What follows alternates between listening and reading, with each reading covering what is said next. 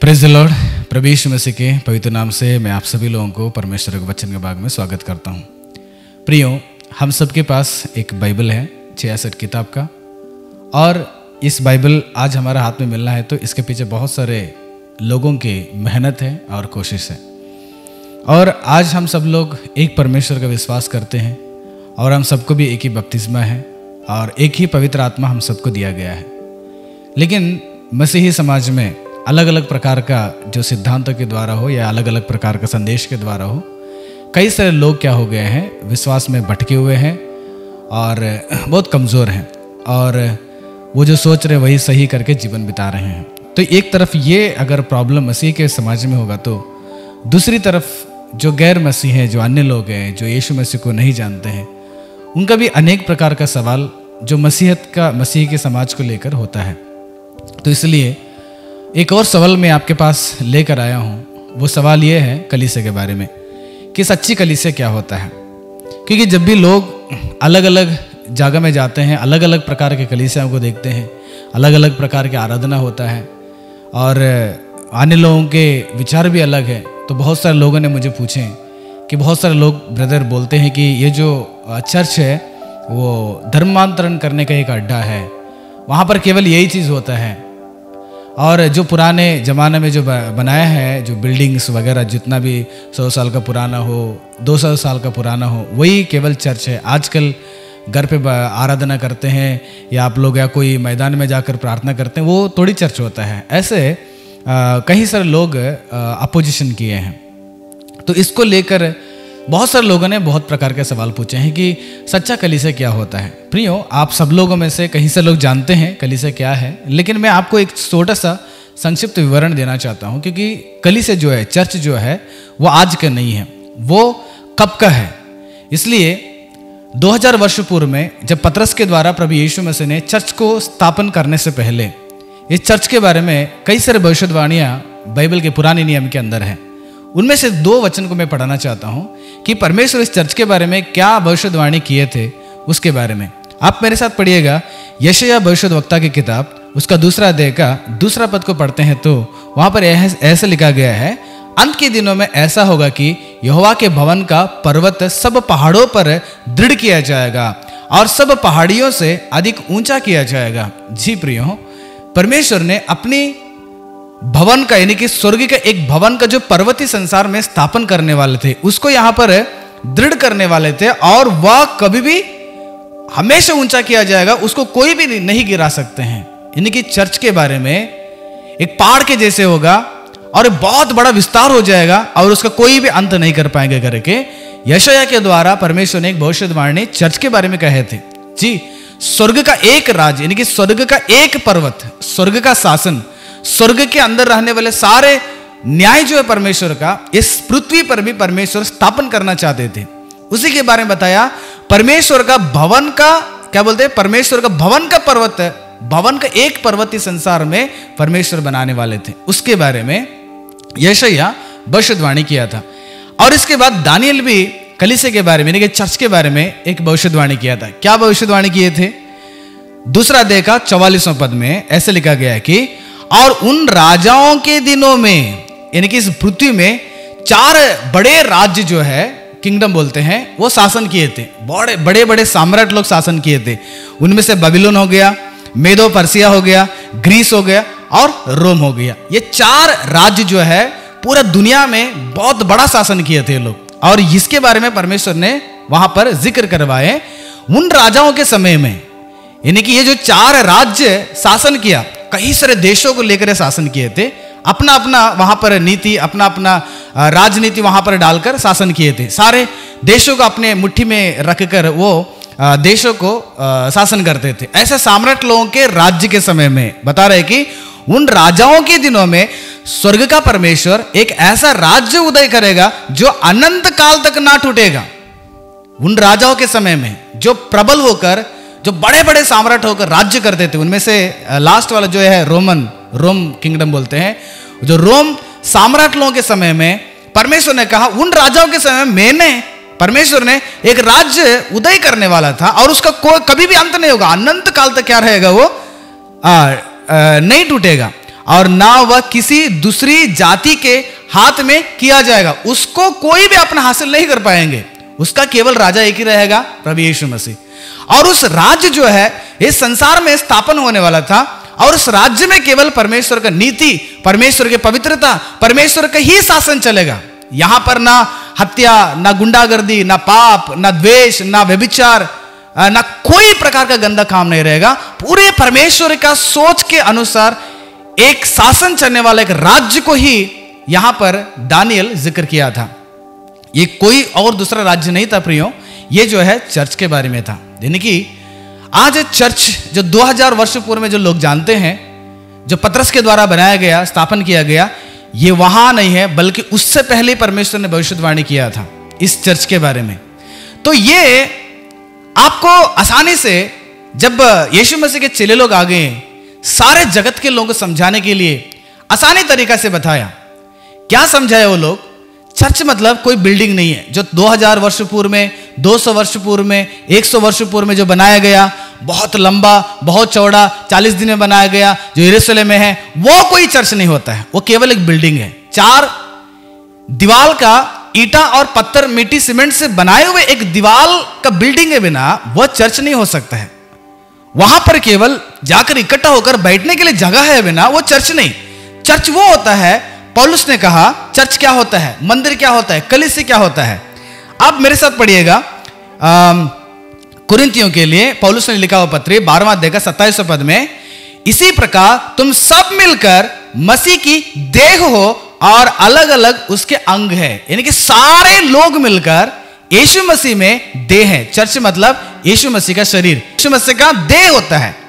और वो देह में हम सब लोग जुड़े हुए हैं, चाहे अमेरिका हो, चाहे इंग्लैंड हो, चाहे पाकिस्तान हो, चाहे अफ्रीका हो, चाहे भारत हो, चाहे कोई प्रकार के देश में जहां पर भी यीशु का नाम लेकर आराधना करते हैं, जहां पर यीशु के अंदर जुड़ चुके हैं, जितने लोग यीशु को विश्वास कर चुके हैं, वो सब लोग मिलकर परमेश्वर का वो एक देह है। बॉडी ऑफ क्राइस्ट बोलते हैं उसे। जी प्रियो, आप एक बार गूगल में जाकर आप उसको सर्च कीजिएगा कि चर्च का मीनिंग क्या होता है। वो ग्रीक का एक वर्ड था, ग्रीक वर्ड एक्लीसिया। एक्लीसिया मतलब कॉल्ड आउट वंस, यानी कि बाहर से बुलाए गए लोग, बाहर से प्रभु यीशु मसीह के शरीर के अंदर लोगों को बुलाए गए लोग हैं वो। यहां पर धर्मांतरण नहीं होता है, यहां पर गुंडागर्दी नहीं होता है, यहां पर पाप नहीं होता है, यहां पर हत्या नहीं होता है, यहां पर जलते नहीं है, यहां पर किसी दूसरे के चीज पर आशा नहीं रखते हैं। यहां पर एक पवित्र सोच को लेकर एक पवित्र जीवन बिताने के लिए लोगों को परमेश्वर ने बुलाया है, बाहर से, संसार के अंधकार से बुलाया है। पतरस का आप पहला पत्र का 2 अध्याय 9 पद को जाके पढ़िएगा। परमेश्वर ने संसार में अंधकार में भटके हुए लोगों को अपने पास बुलाया ताकि यीशु मसीह के उस देह में, यानी कि चर्च में हम जुड़े और रोशनी की ओर जीवन बिताएं, पवित्रता की ओर क्या करें हम लोग, जीवन बिताएं। जी प्रिय परमेश्वर के लोगों, कलीसिया वो होता है यीशु मसीह का शरीर, यीशु मसीह का देह है। उस देह के अंदर आप और हम सब लोग क्या हो गए हैं, जुड़ चुके हैं। मैंने इससे पहले एक वीडियो बनाया हूं, चर्च क्या होता है, लगभग 1 घंटा का संदेश है, आप उसको देखिएगा। वहां पर भी यही चीज समझाया मैंने। चर्च मतलब यीशु मसीह का देह है। आप जंगल में जाके प्रार्थना करो, आप रेगिस्तान में जाके प्रार्थना करो, आप अगर अकेले में प्रार्थना करो, या आप लोग घर पे बैठ के प्रार्थना करो, या आप लोग सुंदर सा एक मंदिर जैसे बनाकर 4 दीवार वहां पर जाके प्रार्थना करो, कहीं पर भी प्रार्थना करो, वहां पर यीशु मसीह उपस्थित होता है। क्योंकि यीशु मसीह को बिल्डिंग से मतलब नहीं, यीशु मसीह को इंसान से मतलब है। जहां पर भी लोग इकट्ठा होकर पवित्र सोच लेकर परमेश्वर की आराधना करते हैं, वही परमेश्वर का चर्च है। इसलिए बिल्डिंग के चक्कर मत रहिएगा। बिल्डिंग के चक्कर में रहेंगे, बड़ा चर्च है, बड़ा बिल्डिंग है, और वहां पर जाएंगे तो आराधना होता है, और कहीं घर पे अगर आराधना करते हैं तो वहां पर उसको चर्च नहीं कहा जाता है, वहां पर जाएंगे नहीं। ये विश्वास, ये सोच हमारे जीवन में कभी नहीं रखना चाहिए। जहां पर भी अगर यीशु मसीह की आराधना करते हैं वह चर्च है। मैं चर्च हूं, आप चर्च हैं, हम ही परमेश्वर का मंदिर है। परमेश्वर हमारा अंदर निवास करना चाहते हैं। एक और वचन पढ़ेंगे प्रियो, देखिएगा इफिसियों का पहला अध्याय का 22 से लेकर 23 पद में, और सब कुछ उसके पांवों तले कर दिया। परमेश्वर पिता ने यीशु मसीह के पांवों तले कर दिया, और उसे सब वस्तुओं पर शिरोमणि ठहरा कर कलीसिया को दे दिया है। या उसकी देह है, यानी कि कलीसिया यीशु मसीह का देह है, यीशु मसीह का शरीर है प्रियो, यीशु मसीह का शरीर है। और उस शरीर के अंदर हम सब लोग जुड़ चुके हैं। अब मुझे बताइएगा, यहां पर ऐसा कोई भी गलत काम नहीं होता है जो अंधकार का संबंध में है। यहां पर पूरे पवित्र सोच लेकर जीवन बिताते हैं। जी, ऐसे एक पवित्र शरीर को, ऐसे परमेश्वर का देह को आज जो है विभाजन कर चुका है। इसलिए लोगों के अंदर एक सवाल आ रहा है कि हम CNI की आराधना हो गया, पेंटेकोस्टल की आराधना हो गया, मेथोडिस्ट की आराधना हो गया, रोमन कैथोलिक आराधना हो गया, जो जितने भी आज डिनोमिनेशन बन चुका है, उन सब के कलीसिया में आराधना अलग अलग हो जाता है, उन सब के सिद्धांत अलग अलग हो जाता है। क्योंकि एक बाइबल है, लेकिन सारे लोगों का विचार, सारे लोगों के ये जो ट्रेडिशन है क्यों अलग अलग हो चुका है। मैं वो सारा चीज नहीं बताना चाहता हूं, क्योंकि आप समझदार हैं, आप समझ लीजिएगा कि सब यही चाहते हैं कि मैं जो कहता हूं वही होना चाहिए। कोई भी परमेश्वर के वचन के तहत अपना जीवन को बिताना नहीं चाहते हैं, कोई भी परमेश्वर के तले अपने सिर को झुकाना नहीं चाहते हैं। सब लोग अपने अपने सिद्धांत, अपने अपने विचार, अपने अपने कदमों में जीवन बिताना चाहते हैं। बिना कोई भी एक होकर हम सब एक हैं और एक ही प्रकार का आराधना हो जाए, एक ही प्रकार से परमेश्वर की उपासना करें, कोई नहीं चाहता है। इसलिए लोगों के मन में एक सवाल आ रहा है कि उधर ऐसे क्यों होता है, इधर ऐसे क्यों होता है। कुछ लोग डुबाकर बपतिस्मा देते हैं, कुछ लोग चिड़का के बपतिस्मा देते हैं, कुछ लोग बकेट में बपतिस्मा देते हैं, कुछ लोग झंडे के नीचे बपतिस्मा देते हैं। यह सारा चीज क्यों आ गया है? क्योंकि एक देह को आज क्या कर दिया, बंटवारा कर दिया है लोगों ने। इसलिए प्रियो, हमारे जीवन में समझ लीजिएगा, बंटवारा इसलिए हुआ है, वह एक देह में एक सिद्धांत, यानी कि परमेश्वर के इस सिद्धांत में रहना नहीं चाहते हैं, बल्कि अपना ही सोच विचार में वो रहना चाहते हैं। एक कलीसिया में आज जो है जातिवाद आ चुका है। जी, आज कलीसिया में जाइएगा, मैंने ऐसे लोगों को देखा हूं, कलीसिया में आज SC कास्ट का विभाजन होता है, OBC कास्ट का विभाजन होता है, ST कास्ट का विभाजन होता है, जनरल का विभाजन हो जाता है। एक कलीसिया में, एक देह में। मुझे बताइएगा तुम्हारे शरीर में क्या विभाजन है? मेरा आंख, मेरा मुंह, मेरा दांत, मेरा कान, मेरा चमड़ी, मेरा उंगली, मेरा पैर, सारे मिलकर एक देह है, उसका एक वैल्यू है। इसमें कोई छोटा कोई बड़ा नहीं, सब अपना अपना जगह में सब बड़े ही है। लेकिन आज जो है कलीसिया के अंदर जातिवाद आ चुका है। आज पास्टर लोग जानते हैं, फिर भी उसको खंडन नहीं करना चाहते हैं, पास्टर लोग उसको सपोर्ट करते हैं। ऐसे कलीसिया कभी कलीसिया नहीं हो सकते, वो कलीसिया नहीं है। जहां पर विभाजन होकर अपने सिद्धांत पर अगर चलना चाहते हैं, वो कलीसिया नहीं है।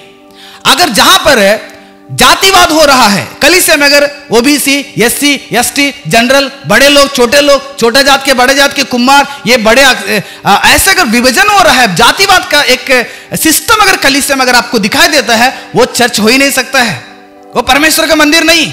परमेश्वर के मंदिर में कोई प्रकार का भेदभाव नहीं होता है। और ये जो इस कलीसिया में आज एक और प्रॉब्लम हो चुका है। कलीसिया में अगर मान के चलें, एक व्यक्ति अगर पाप कर रहा है और उस व्यक्ति को क्या करेंगे, हमेशा के लिए अपने तरफ से दूर ढकेल देंगे। क्या यही होता है? पौलुस ने क्या कहा, पतरस ने क्या कहा, यीशु मसीह ने क्या कहा, उसको समझाइए, उसको सिखाइए। मनुष्य के अंदर के पाप से हमारा नफरत करना, बिना मनुष्य से नफरत नहीं करना है। अगर एक व्यक्ति पाप करता है, उसके साथ 1-2 दिन अगर समय बिताएंगे, जो परमेश्वर के दास अगर समय बिताएगा, सारे सबके लोग उस परमेश्वर के दास को देकर क्या करेंगे, उससे दूर हट जाएंगे। प्रियो, एक समझ लीजिएगा, मसीहत के जीवन उतना आसानी नहीं है। एक व्यक्ति को प्रभु के पास लाना उतना आसानी नहीं है। पाप करने वाले आदमी को ऐसे छोड़ देंगे क्या? उसको समझाना पड़ता है, उसको सिखाना पड़ता है, कभी कभी उसके साथ रहना पड़ता है। वो एक बीमारी उसके जीवन में है, उसको सही रास्ते में लाने के लिए कभी कभी परमेश्वर के दास लोग उसके साथ समय बिताना पड़ता है। उसको गलत विचार करके आप परमेश्वर के दास या परमेश्वर के भक्तों से दूर नहीं होना चाहिए। कितने लोग बात करना छोड़ देते हैं, मेरे साथ कितना घटना हो चुका है। एक पाप करने वाला आदमी, एक फेंकड़न आदमी के साथ अगर मैं रहता हूं, कितने लोग ऐसे हैं वो अपने आप को समझते कि मैं बहुत बड़ा पवित्र हूं, ये पापी लोगों के साथ रहता है करके हमसे बात करना ही छोड़ दिए हैं। कि यीशु मसीह ऐसे किया था, यीशु मसीह पापी लोगों के साथ रहा। पाप को यीशु मसीह ने द्वेष किया, पापी लोगों को यीशु मसीह ने द्वेष नहीं किया। पापी लोगों को पवित्रता की ओर लाने के लिए आया था। अगर ये एक पापी को घृणा करते हैं, एक पापी को अगर दूर ढकेलते हैं, एक पापी को बात करना नहीं चाहते हैं, तो वह व्यक्ति यीशु मसीह के देह के अंदर जुड़ नहीं सकता है, वो एक कलीसिया नहीं है। और इस कलीसिया में एक और प्रॉब्लम हो गया है, बहुत बड़ा अहंकार हो चुका है। ये कलीसिया में आज देखो, इस चर्च को देखेंगे तो उनको पसंद नहीं है, उस कलीसिया को देखेंगे तो उनको पसंद नहीं है ना। अपने आप को सोच रहे कि हम बहुत बड़े पवित्र हैं, हम उजला कपड़ा पहन लिए बहुत पवित्र है, हम लोग गाउन पहन लिए बहुत पवित्र है, हम काला कपड़ा पहन लिए बहुत पवित्र है, हम आराधना करते हैं, वर्शिप करते हैं, बहुत पवित्र है। पवित्र कौन है? परमेश्वर तय करेगा, हम और आप तय नहीं कर सकते हैं। हमारे जीवन को परमेश्वर योग्य बनाना चाहिए। हम डिसीजन नहीं लेना चाहिए कि मैं पवित्र हूं, सब लोग पाप करने वाले हैं। मेरा चर्च पवित्र है, सब लोग पाप करने वाला करके हम डिसीजन नहीं लेना चाहिए। इसलिए प्रियो, ये घमंड की जो सोच है आज अगर कलीसिया में है, केवल मेरा ही कलीसिया अच्छा है, मेरा ही कलीसिया पवित्र है और बाकी सब बिगड़ चुका है, यह विचार रखने वाला लोग भी क्या है, वो कलीसिया नहीं हो सकता है। नम्र होकर जीवन बिताना पड़ता है, सबके साथ मिलकर, सबको, अगर आप अच्छे हैं, पवित्र हैं, उनको अपने पवित्र रास्ता में लेके जाने वाले होना चाहिए। और इस कलीसिया में एक और प्रॉब्लम क्रिएट हो चुका है, परमेश्वर को पसंद करने को छोड़कर आज मनुष्य को पसंद करने वाले लोग हो चुके हैं। आप देखो, मैंने कई सारे जगह में गया हूं, वर्शिप बैंड आता है, आराधना करते हैं, गिटार बजाते हैं, पैड बजाते हैं, कीबोर्ड सब बजाते हैं। जब परमेश्वर का वचन सुनाने का वक्त आ जाता है, वक्ता का, तो जितने भी लोग म्यूजिक इंस्ट्रूमेंट बजाने वाले रहते हैं, वो चर्च को छोड़कर बाहर चले जाके अपने अपने मोबाइल में बैठे रहते हैं।